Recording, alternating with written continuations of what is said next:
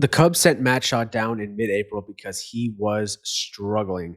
Through his first 18 games in the big leagues, the highly touted prospect hit a meager 172 with a 535 OPS, only one home run. He had 10 walks to 18 strikeouts. He went down to the minor leagues, he made some swing adjustments, and he is starting to reap the rewards through about the first month or so since he's been back up in the big leagues. He got called back up on May 19th. So I'm going to walk through some of those swing adjustments that he's made so far in this video today.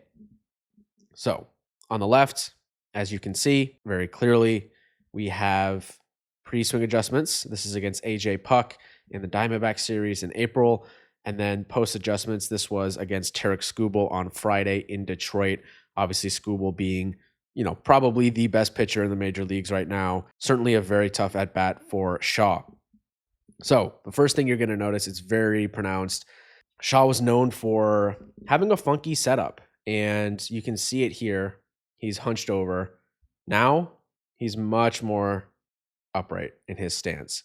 In the old swing, his back is nearly turned to the pitcher, and he's really looking at the pitcher through the corner of his eye. Try doing this yourself and getting yourself in this setup. It's very hard to see the ball. And now he's much more open. His head is more toward the pitcher. I think this is really helping him see the ball better. Another adjustment that he made is the front foot. So the front foot here, you can see it's awkward, right? It's pointed nearly back toward the catcher. He's on the ball of his foot. This is just an extremely, I would say, awkward setup to start in. There's a lot of things that have to happen timing-wise with this type of setup to get from here to the contact point, especially with like an inside pitch or something where you have to get your hands through the zone really quickly. Here, the front foot is on the ground. He's not on the ball of his foot anymore. I would say he's pretty flat-footed in this stance compared to where he is here. His feet, it's not a side angle, so it's not easy to tell, but it looks like his feet are a little bit closer than where they were. In this stance here, right, in the new stance, this is a much easier setup to get to contact than where he was at here. These are two essentially of the same pitches, both against lefties. The one from Skubal is a sinker. The one from Puck is a fastball. They're very similar pitches, right? And you'll see the results and how different they are here. So let's roll the clip a little bit. We'll start with the pre-adjustment swing, the old swing. So the first thing you'll see here when you roll the clip is this massive leg kick. I mean, that is a huge leg kick. This is almost, that is a 90-degree angle leg kick. It's too much, in my opinion. And this is a leg kick that I think Aaron Judge would struggle to get his timing down, let alone Matt Shaw, who was, of course, a highly touted prospect coming up this year, but still a guy that's looking to establish himself in the major leagues, right? From there, right, he still has his back turned nearly to the pitcher. He's got to get his front foot down, his torso cleared, his hands through the zone. All of that needs to happen. And he's still, his foot's still way in the air. Then you'll see when he gets his front foot down fully there. Again, his hands still have to go through the entire zone at that point. The ball is nearly there. This is a 96-mile-an-hour fastball up and in, right? Arguably the hardest pitch to get to. And it's a strike, too. He has a lot of work still yet to do before he makes contact with that baseball. And as you'll see, I'll roll the clip fully, results in an awkward swing and a miss. His helmet, actually, he has to adjust his helmet. Ugly swing, right, from Shaw. Versus now, you'll see against Skubal, we already talked about the setup, but the leg kick is much less pronounced, right? And I'll do that. Right? That's a much smaller angle than what he was working with in the pre-adjustments leg kick, right? And I think this is really helping him so far. Again, front foot down, still a decently big leg kick when he kind of flares out that front left foot. But front foot down,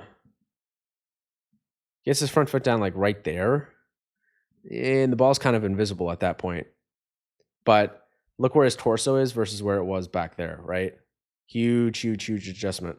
And he's able to get his hands through the zone, That's beautiful right there. It's a 96 mile an hour sinker, 98 mile an hour, excuse me, from sinker from Tarek Skubal, the best pitcher in the sport. And he gets his hands through the zone and rips it for a double. I mean, that's a massive adjustment from Shaw. We'll go back.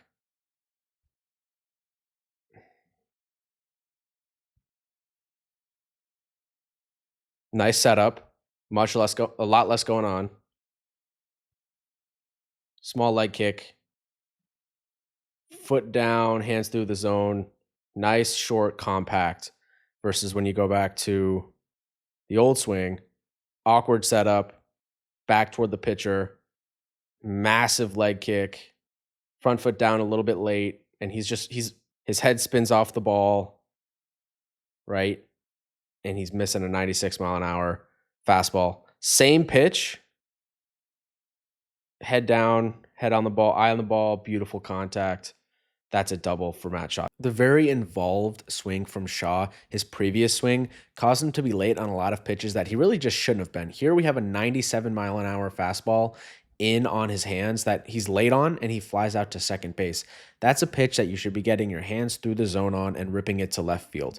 Here, Shaw gets beat by an 84 mile an hour sinker in on his hands. It's actually off the plate. He probably shouldn't have swung in the first place, but he doesn't get his hands through the zone. He's late, and it's a easy, weak pop up to the first baseman, Luis Arraez.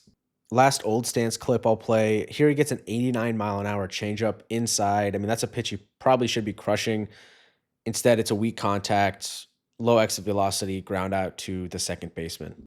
But now when you look at the new swing, this was Saturday, June 7th at Detroit. He gets a slider, 84 mile an hour pitch, low middle. I mean, that's a decent pitch from Montero. That's not necessarily a pitch that most hitters are going to crush. And he takes it into the left field seats because he has a lot less going on. He's able to get his hands through the zone and make good quality contact. I mean, he has the talent, he has the skills, he has the tools. I mean, you can see it. That's a pitch that not many people are taking out and just catches up maybe a little bit too much of the plate, and he takes care of the rest. Here in Washington, he took a 95 mile an hour sinker, low and in, foot down, hands through the zone. Nice single there for him. Less going on, easier to get to the ball. I love this clip. Here he takes an 86 mile an hour fastball, hits the ball where it's pitched, opposite field, double. Pitch was outside, hits it where it's pitched, not trying to do too much, not too much going on with the stance, and he's able to take care of the rest. Nice double there for Shaw. With these adjustments, I really just see a guy that's not trying to do too much with the baseball. You know, he's hitting it where it's pitched. I'm sure he's seeing the ball really well. I'm sure there's some things that he's changed with the mental side of his approach at the plate. And, when he got sent down, his batting average was 172. Since getting recalled on May 19th, he's got that batting average up to 258. His OPS when he got sent down was 535. It's all the way up to 711 now through June 7th. Through those first 17 games that he's been back in the big leagues, he's hitting 339 for his batting average with an 879 OPS. He's slugging 500. He has 7 stolen bases, 1 home run, 5 ribbies, 10 strikeouts to 4 walks. So maybe he needs to get those walks up a little bit more, but he's made some really, minor but major, if that makes sense, swing adjustments, and he's really reaping the reward. Third base was a position for the Cubs that when Matt Shaw got sent down was a major question mark. There were people in the media saying that they should go out and make a trade for a guy like a Nolan Arenado. Not that, the Cardinals would ever trade Arenado to the Cubs, but it was something that I saw floated. But since Shaw's returned, he's been great. I think he's kind of solidified himself so far as the third baseman of the future for the Cubs. And, it's a loaded lineup. He's contributing to that lineup. I think they should maybe move him up from the 9 slot because he's been producing so well. And, he said when he first started the season, there was just a lot going on, highly touted prospect, start the season in Japan.